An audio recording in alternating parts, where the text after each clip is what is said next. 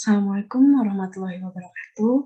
Halo teman-teman semuanya, saya Anissa Mayasari dari Offering B kelompok 1 akan membagikan informasi mengenai interpretasi hasil uji statistik yang merupakan submateri dari memilih statistik inferensial yang sesuai.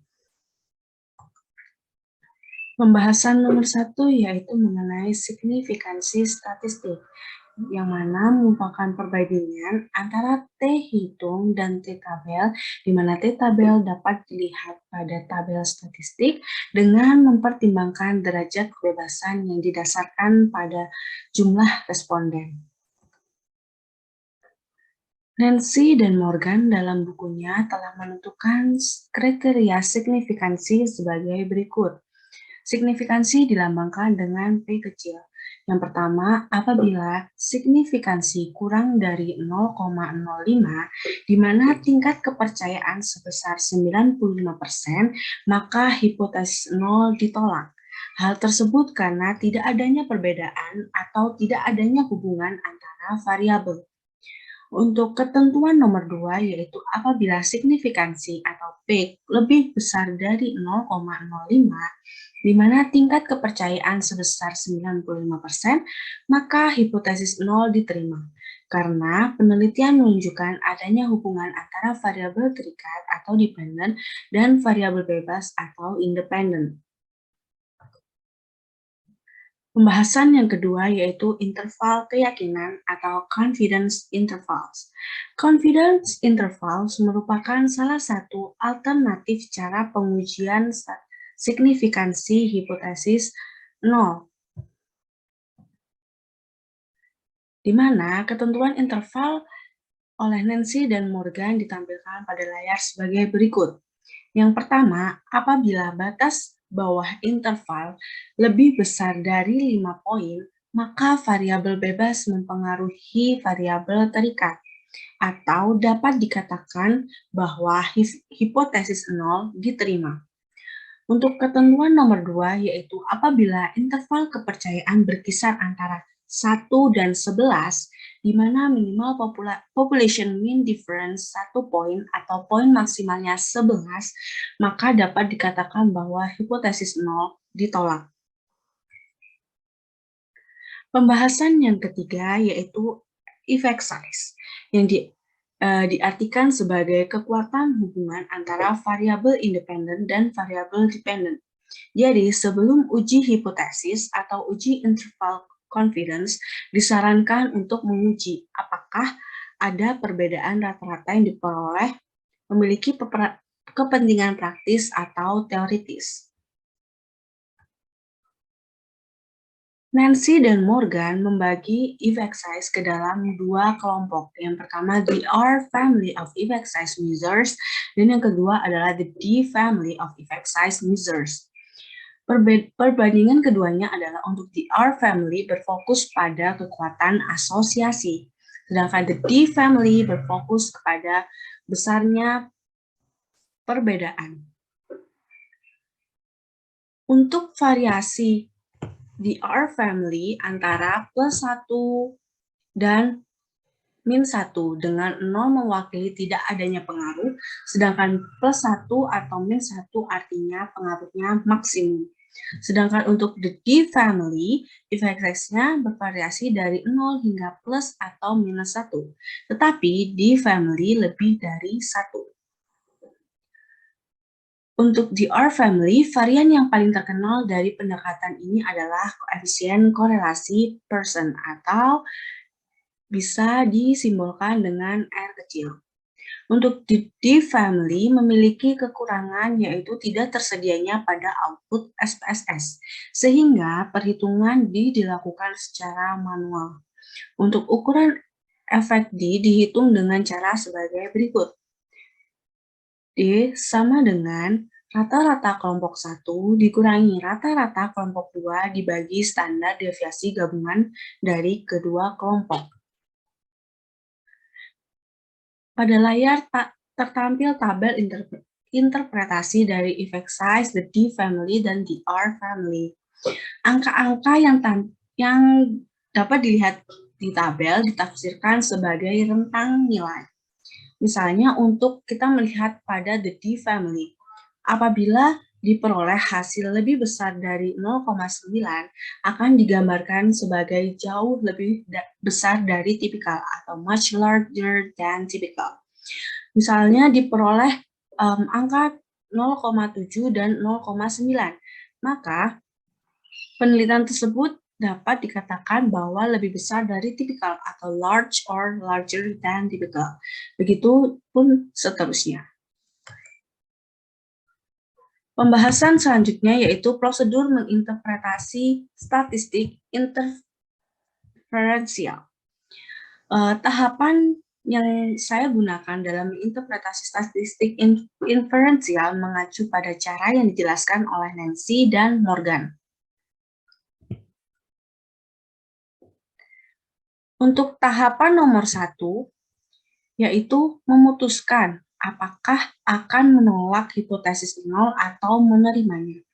Jika diperoleh signifikansi kurang dari 0,05, maka hipotesis nol ditolak.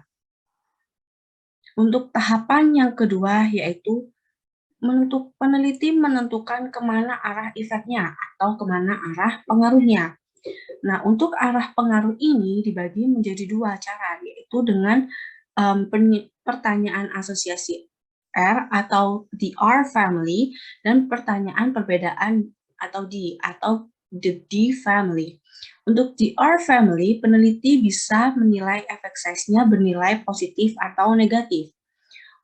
Sedangkan untuk yang pertanyaan perbedaan D, peneliti dapat mencatat grup yang memiliki rata-rata lebih tinggi. Tahapan yang ketiga yaitu peneliti menentukan seberapa besar pengaruh dari variabel bebasnya terhadap variabel terikatnya. Untuk pertanyaan asosiasi bisa mengacu pada tabel the R family. Sedangkan untuk pertanyaan perbedaan atau D bisa mengacu pada the D family table.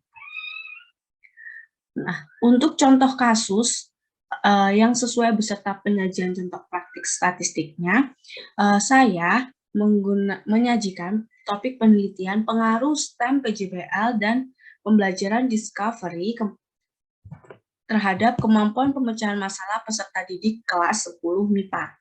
Skema penelitian dari contoh kasus ini yaitu dibagi menjadi dua kelas, yaitu kelas eksperimen dan kelas kontrol. Perlakuan pada kelas eksperimen yaitu berupa implementasi pembelajaran dengan mengikuti langkah-langkah STEM PJBL. Sedangkan untuk kelas kontrol yaitu implementasi pembelajaran menggunakan model discovery learning pada kelas.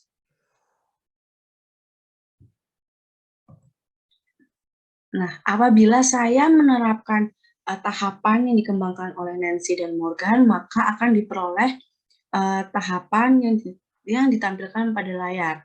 Untuk tahapan nomor 1, yaitu memutuskan apakah akan menolak hipotesis nol atau tidak.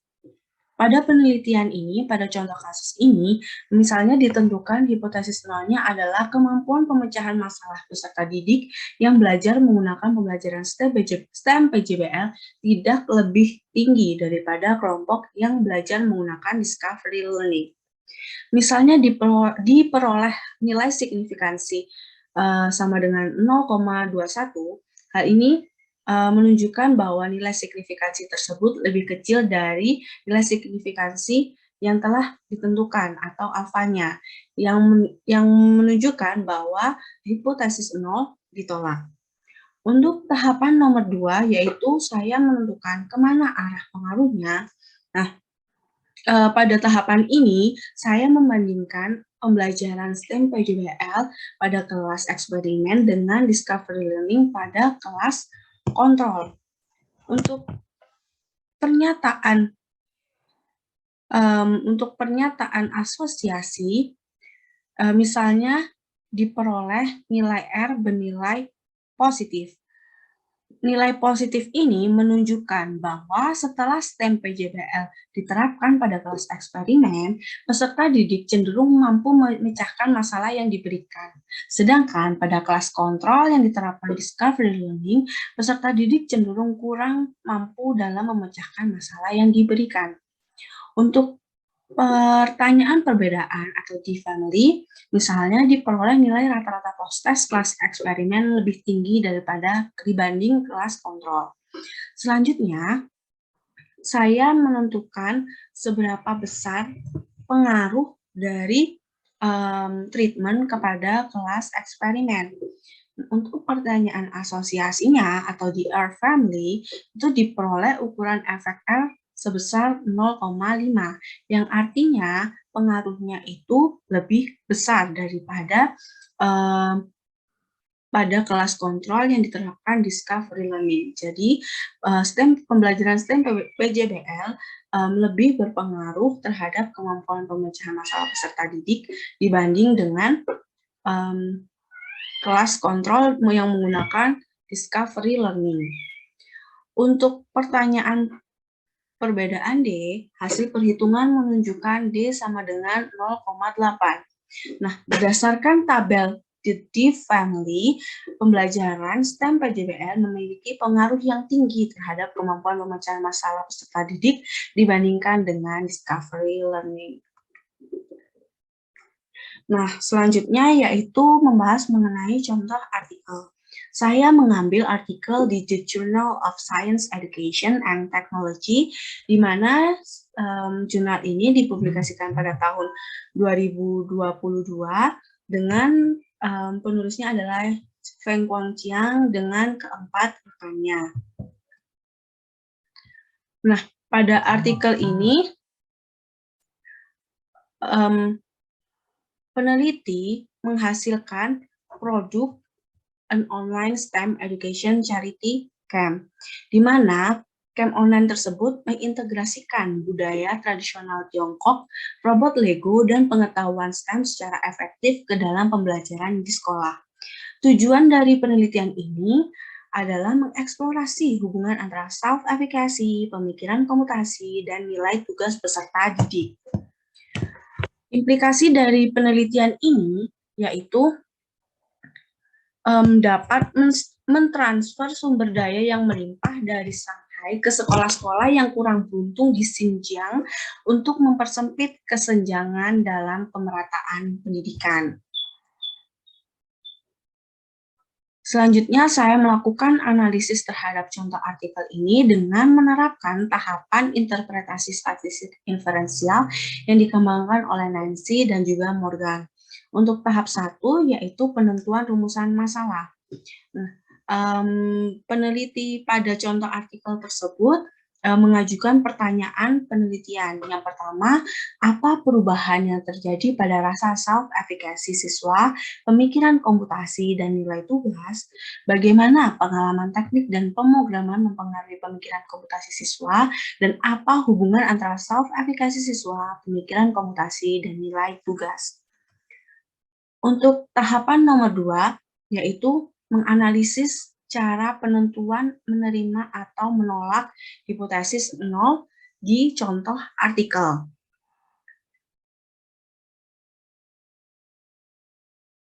Nah, berdasarkan tabel yang ditampilkan pada layar, tampak terjadi peningkatan yang signifikan dalam dimensi efikasi diri, di mana diperoleh signifikansi 0,000 dan nilai tugas sebesar 0,001. Nah, nilai signifikansi atau P yang kurang dari nilai alfa yang ditentukan, yaitu sebesar 0,05, menyebabkan hipotesis 0 ditolak. Hal tersebut menunjukkan bahwa online STEM education camps dapat meningkatkan efikasi diri, pemikiran komputasi, dan nilai tugas peserta didik. Selanjutnya yaitu tahap penentuan arah dan besar efek atau pengaruh dari online STEM education camps. Nah, penelitian pada contoh artikel ini menetapkan metode Pearson sebagai metrik. Namun, pada artikel kurang dijelaskan bagaimana peneliti menerapkan metode Pearson-nya sebagai metrik di dalam penelitiannya. Nah, demikian informasi yang dapat saya bagikan. Untuk diskusi, untuk pertanyaan, untuk masukan, kritik, dan saran bisa diajukan di Si Kejar. Dan saya Anissa Mayasari, sekian dan terima kasih.